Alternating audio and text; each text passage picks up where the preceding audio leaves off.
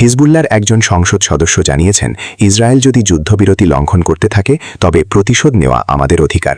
Is in Beirut for us, and Rory, more forced evacuation orders being issued by the Israeli military. How are people responding to these? নিউজের প্রধান বিষয়বস্তু: লেবাননে ইসরায়েলের হামলা ও যুদ্ধবিরতি লঙ্ঘন। নতুন করে এলাকা ছাড়ার নির্দেশ।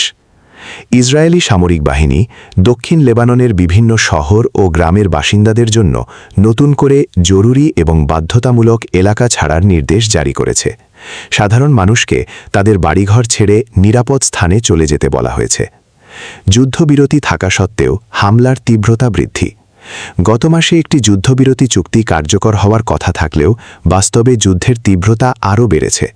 ইসরায়েলি বাহিনী দাবি করেছে যে তারা লেবাননের অভ্যন্তরে 120টি হিজবুল্লাহর লক্ষ্যবস্তুতে হামলা চালিয়েছে। হতাহতের ভয়াবহ চিত্র। লেবাননের স্বাস্থ্য মন্ত্রণালয়ের তথ্য অনুযায়ী গত 24 ঘণ্টায় উইকেন্ডে অন্তত 41 জন নিহত হয়েছেন। মার্চ মাসের শুরু থেকে এ পর্যন্ত ইসরায়েলি হামলায় মোট মৃতের সংখ্যা 2600 ছাড়িয়ে গেছে। সাধারণ মানুষের দুর্ভোগ। রিপোর্টে বলা হয়েছে, যখন ইসরায়েলি সেনাবাহিনী এলাকা ছাড়ার নির্দেশ দেয় তখন সাধারণ মানুষের কাছে কোনো বিকল্প থাকে না। অনেক সময় তারা গোছগাছ করার জন্য মাত্র 15 মিনিট থেকে 2 ঘন্টা সময় পায়। এরপর তারা চোখের সামনে নিজেদের ঘরবাড়ি ধ্বংস হতে দেখে।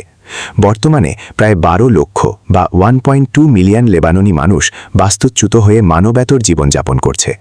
বাফার জোন তৈরির চেষ্টা। ইসরায়েল দক্ষিণ লেবাননে একটি নির্দিষ্ট সামরিক এলাকা বা বাফার জোন তৈরি করতে চায়। এই লক্ষ্যে তারা সীমান্তের গ্রাম ও শহরগুলো বুলডোজার দিয়ে গুড়িয়ে দিচ্ছে এবং লিটানি নদীর উত্তর দিক পর্যন্ত তাদের অভিযানের পরিধি বাড়িয়ে চলেছে। হিজবুল্লাহর পাল্টা আক্রমণ। অন্যদিকে হিজবুল্লাহ দাবি করেছে যে তাদের যোদ্ধারা ইসরায়েলি সামরিক অবস্থান লক্ষ্য করে বেশ কিছু পাল্টা হামলা চালিয়েছে। হিজবুল্লাহর একজন সংসদ সদস্য জানিয়েছেন, ইসরায়েল যদি যুদ্ধবিরতি লঙ্ঘন করতে থাকে তবে প্রতিশোধ নেওয়া আমাদের অধিকার।